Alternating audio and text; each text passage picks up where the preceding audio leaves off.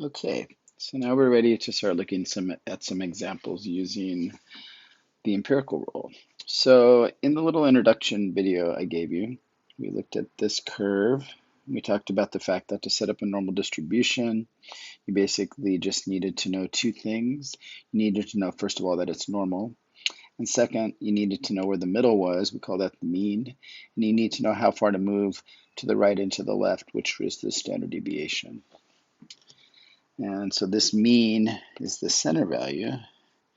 And then we have some values that are to the right of the mean, above average, and some are to the left of the mean, which are below average. And I kind of likened it to maybe this middle part. You could think of people who are getting C's on their tests. That's a large group. And then a smaller percentage get B's, and then a fewer get A's, and then the same thing's true over here, D's and fails. And another way to look at this would be, we're going to talk about this in this section, is if we broke up these little slices into percentages, these little blue areas are each 34%. So if this were 100 students that took the test, 34 or 68 of them would be in this blue area. Another 13 and a half would be in the red areas, which would add up to 27% overall. And then the remaining 2.35% would be in the last section. Okay, so we're going to do a couple examples, and this is the first example you have in your packet. So you can go back if you weren't able to do this last week and fill this in.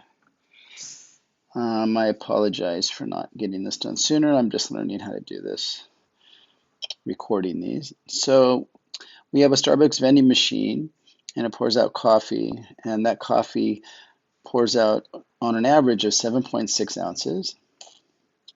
So that's our mean. And we have a standard deviation of 0.4. So that's all we need to do a normal distribution.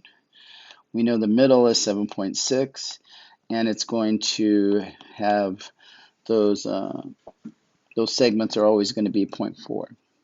So in this first part, they just want you to draw the curve. So just do your best to draw a curve. And then you're just going to split it down the middle.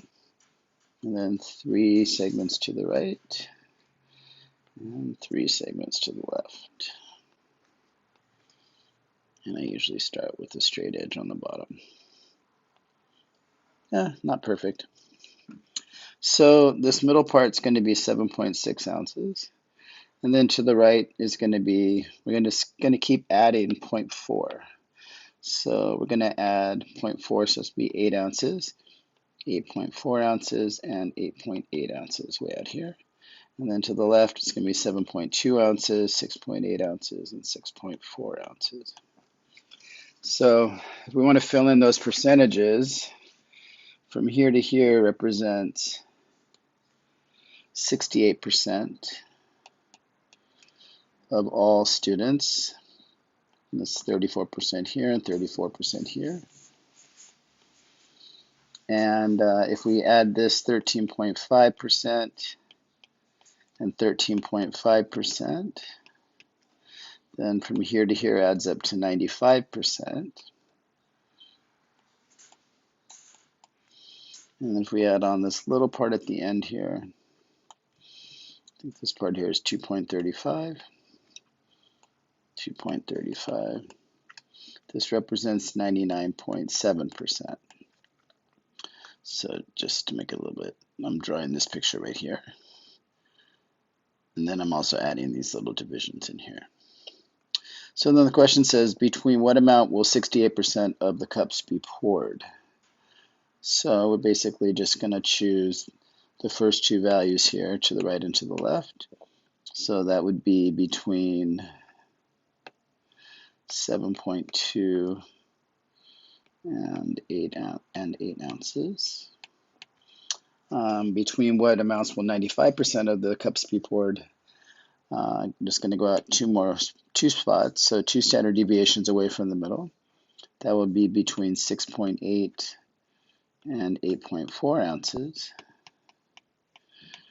And then if we reach all the way out, three standard deviations above and below the mean, we're going to get 99.7% of the cups poured, and that's between 6.4 and 8.8 ounces, right? So that's using the empirical rule. So let's go down and answer a couple more questions. We want to know what's the probability that the machine will overflow an 8-ounce cup. So if we go back to our picture here, if we look for 8 ounces, 8 ounces is right here, and if we add up everything to the right, which would be this whole area right here, that's all going to add up to 16%. Later I'll show you how to do it with the calculator, but for now you can just read it from the picture.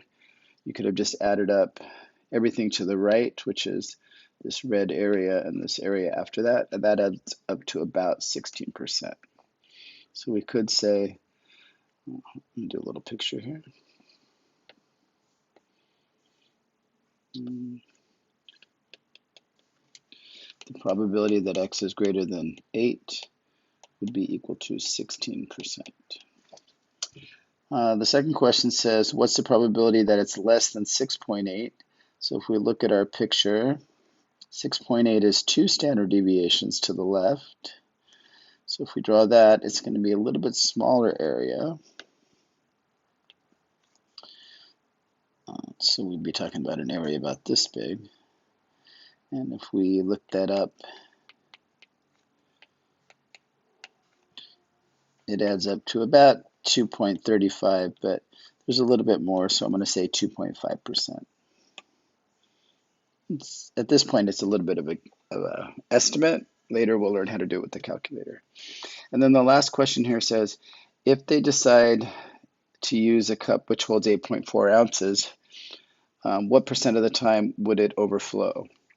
So that means if their cup only holds 8.4 ounces, we look at this number here, it's going to overflow this amount of the time, right? We've already talked about the fact that that is about 2.5%. But we also know, we just talked about in the last example, that it also underpours the same amount of time. So if we look at that, at 8.4, it's going to overflow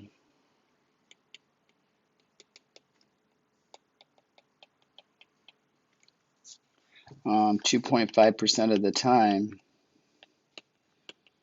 but it also underpours 2.5% of the time.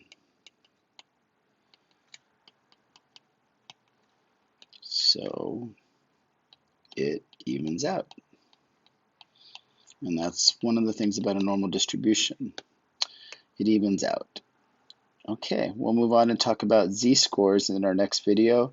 Z-scores help us when we don't know exactly, when things don't just fall right at this perfect balance. Sometimes they fall in between and we have to calculate a z-score. These are actually, z-scores are these numbers that we get at the bottom here.